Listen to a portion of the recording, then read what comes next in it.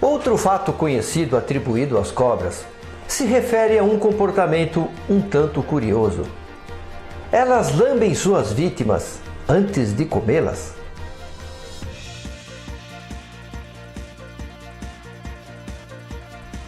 Um dos sentidos mais desenvolvidos nas serpentes está associado à alta função tátil das escamas labiais, e sua eficiência é observada nos momentos que antecedem a ingestão da presa.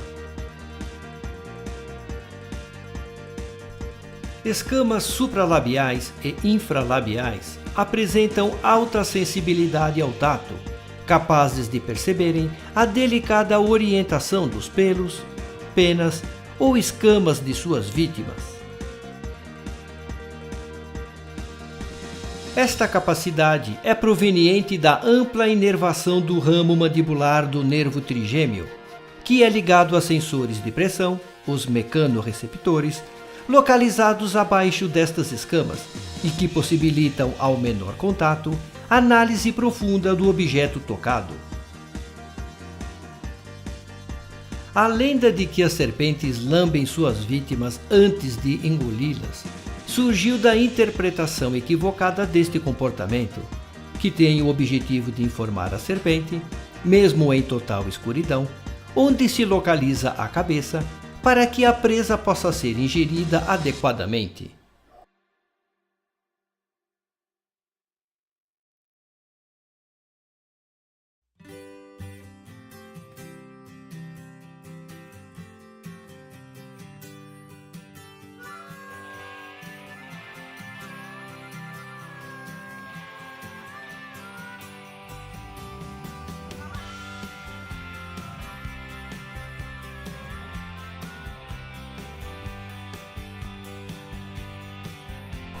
É mais uma lenda, pois definitivamente não são macabras a este ponto. Dentre as várias histórias envolvendo cobras, uma é tida como certa, e a protagonista desta vez é a cascavel. É possível determinar a idade de uma cascavel através da quantidade de anéis de seu guizo?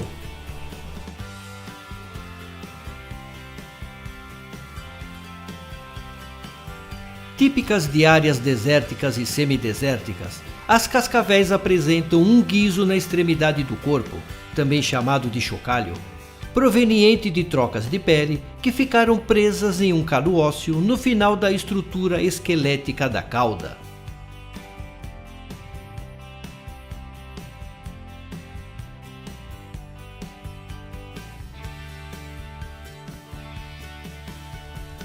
Cada anel do guizo se origina ao final do processo de troca de pele, e diferentemente da crendice, as cascavéis e todas as serpentes trocam de pele várias vezes por ano.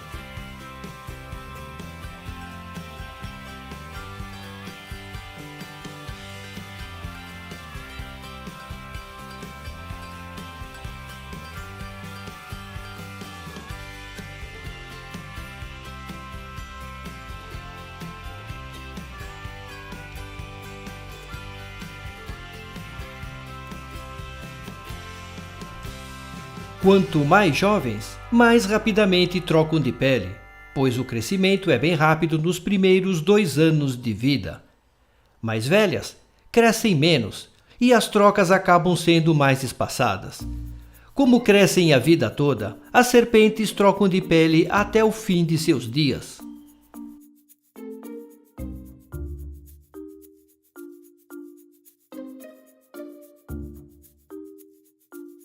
Formados por queratina, os anéis amolecem quando umedecidos, por isso é comum o animal perder parte ou mesmo o guizo inteiro quando a muda é realizada em dias chuvosos. O mesmo pode ocorrer por corrosão natural, pois a queratina é fina e o animal costuma se movimentar em solos pedregosos, o que ajuda na ruptura dos anéis. Pode anotar e marcar aí. É mais uma lenda. Vamos a outra, e esta parece ter fundamento. As cobras são geladas? Sua pele é molhada? Para responder isso, precisamos conhecer um pouco mais sobre o seu metabolismo.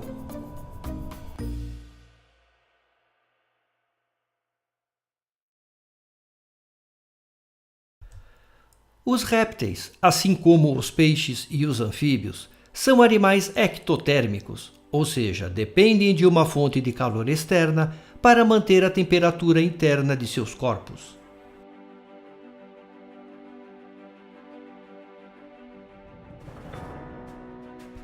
Até recentemente, os ectotérmicos eram conhecidos também como pecilotérmicos, ou mais popularmente como animais de sangue frio.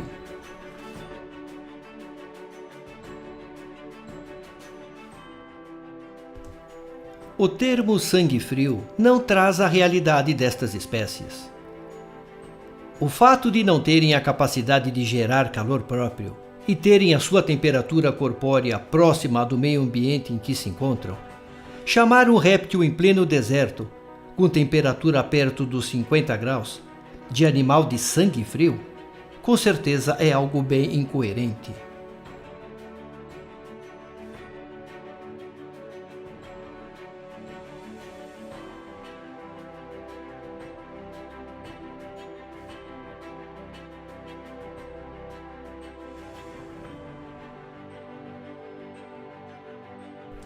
Como a nossa temperatura corpórea está em torno dos 36 graus Celsius, qualquer objeto em nossas mãos com temperatura abaixo disso nos dará a sensação de ser mais frio.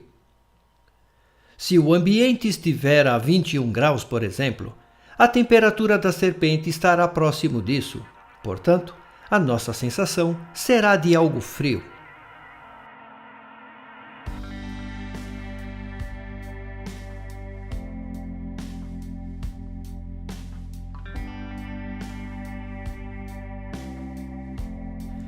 Em relação ao fato da pele ser aparentemente molhada, o elemento-chave é a proteína que reveste a pele dos répteis, a queratina. Servindo de armadura contra o atrito, esta proteína reduz o desgaste sofrido pelo corpo em constante contato com o solo.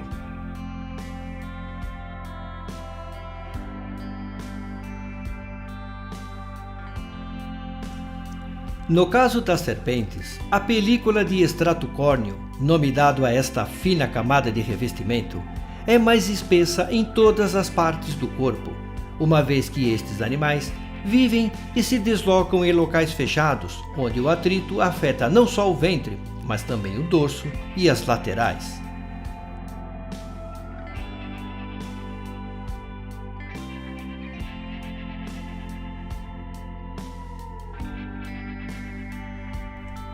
A percepção da espessa camada de queratina fica evidente no brilho, principalmente das escamas ventrais, dando a notória impressão de ser molhada. Um grande equívoco, pois uma das características mais importantes desta proteína é ser simultaneamente flexível e seca.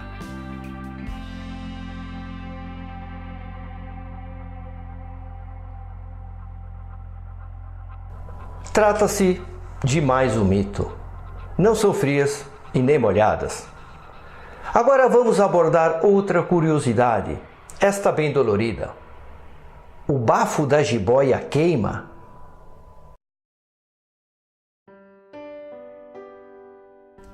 Jiboias apresentam dentição áglifa, sem dentes inoculadores de veneno, e utilizam seu volumoso corpo para matar suas presas por constrição.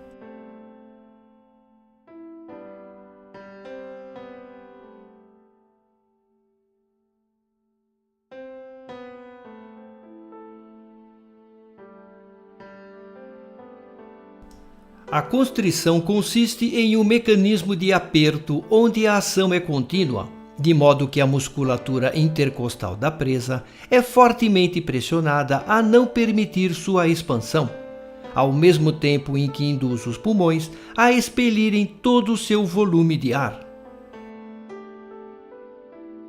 O aperto descomunal no corpo da vítima também bloqueia o fluxo de sangue nas artérias que irrigam o cérebro, matando-a por asfixia mecânica e hipóxia.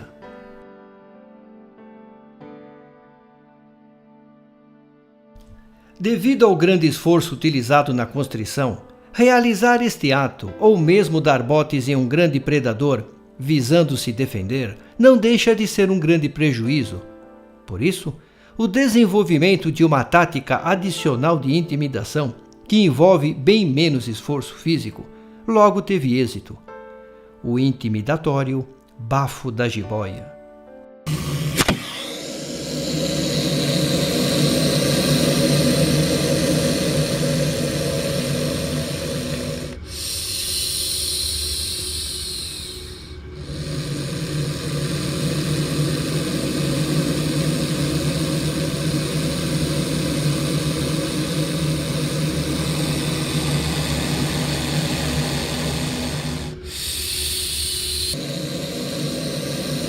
Ocorrendo em várias espécies e muito presente nas jiboias, este mecanismo de vocalização está associado à defesa do animal, com o objetivo de intimidar e afugentar o agressor para evitar que seja necessário atacá-lo com um bote.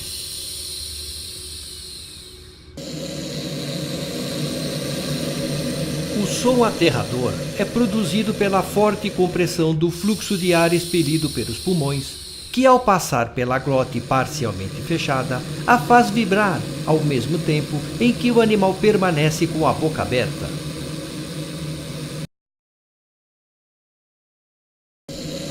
Sem dúvida é um display defensivo de forte impacto, mesmo para um ser humano, e a atribuição de que este ar queima possivelmente esteja associado à experiência daqueles que tiveram a infelicidade de chegar muito perto a ponto de receber uma bela mordida.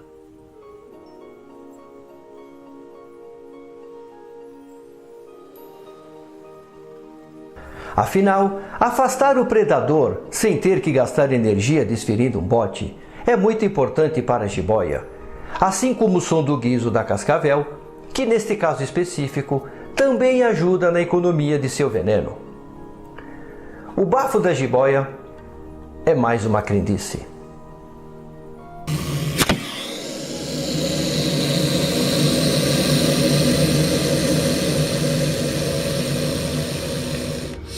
O comportamento de engolir grandes presas também desperta a imaginação.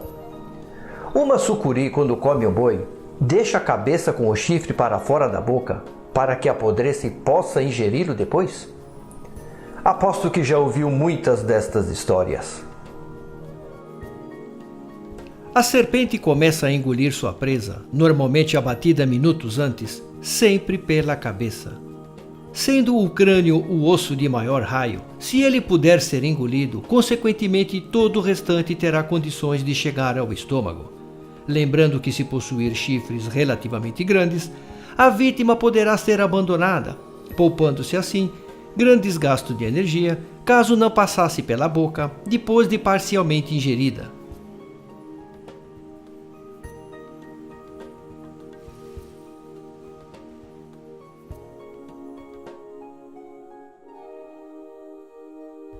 Comer a presa iniciando pela cabeça, além de garantir à serpente a certeza de poder ingeri-la totalmente, também reduz as chances de qualquer tipo de reação, caso a vítima esteja somente desacordada.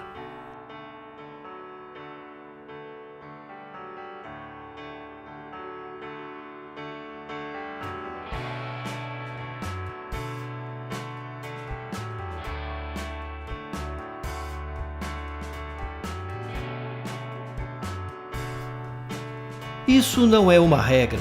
Dependendo do tamanho da presa, comê-la iniciando pela parte posterior é relativamente comum, embora não seja a opção preferida.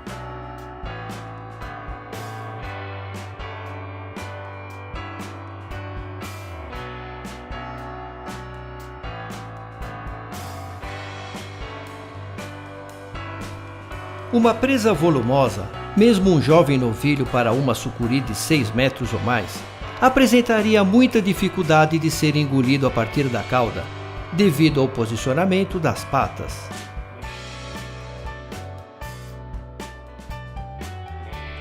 Mas sem dúvida, o que torna este fato inviável é a organização anatômica da cobra.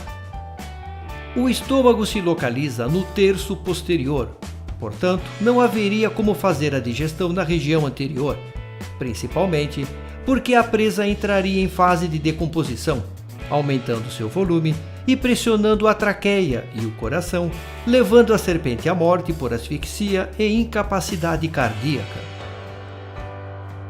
Digestão à parte, é mais uma lenda para a nossa grande sucuri. Agora vamos falar de veneno.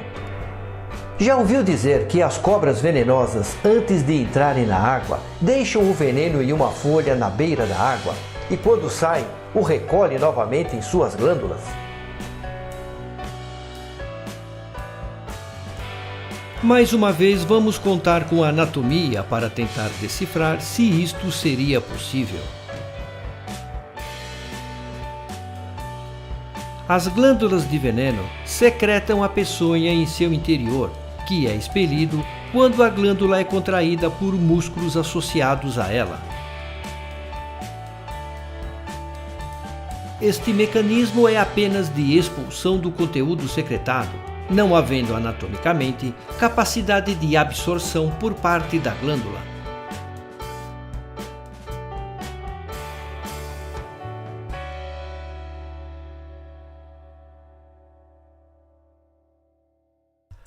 Provavelmente esta lenda deve ter se originado pelo fato de serpentes peçonhentas brasileiras dificilmente atacarem quando nadam, pois necessitam posicionar seu corpo para o bote, o que na água inviabilizaria a mecânica de ataque.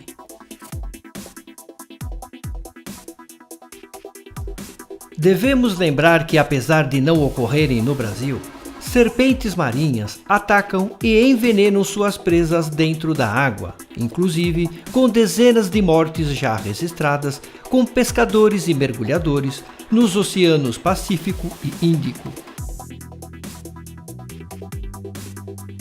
Veneno em folha na beira da água? Pura crendice. Já que estamos falando de coisas impossíveis, cobras conseguem subir paredes? Para um réptil como a lagartixa, escalar e viver desafiando a gravidade é algo absolutamente normal. Dotadas de dobras de pele na palma das patas, chamadas de lamelas, estas estruturas apresentam milhares de microfilamentos que se aderem a superfícies íngremes ou mesmo teto, através de ligações iônicas conhecidas como força de Van der Waals. Para saber como isto acontece, assista um de nossos vídeos na seção Ciência em 60 segundos. Você irá se surpreender como isto é possível. Mas serpentes não apresentam lamelas, muito menos patas. Então, elas conseguem ou não subir paredes? As escamas ventrais, assim como todas as outras que recobrem seu corpo, são posicionadas como telhas em um telhado, tendo a extremidade de uma apoiada sobre a base da escama seguinte, e assim sucessivamente. Este tipo de estruturação permite ampla elasticidade e movimentação, principalmente nas escamas ventrais, que devido sua morfologia e eriçamento, conseguem ser projetadas para frente e para trás, se prendendo a superfícies bem inclinadas, com relativa facilidade, enquanto o animal se direciona para frente. Dependendo do peso corporal do animal, principalmente de filhotes e de pequenas espécies arborícolas, a capacidade em escalar amplas superfícies íngremes, como troncos de árvores e paredes irregulares, é perfeitamente possível, pois o animal se comporta como um alpinista, mantendo seu corpo apoiado em determinadas escamas ventrais, enquanto outras buscam apoios mais acima.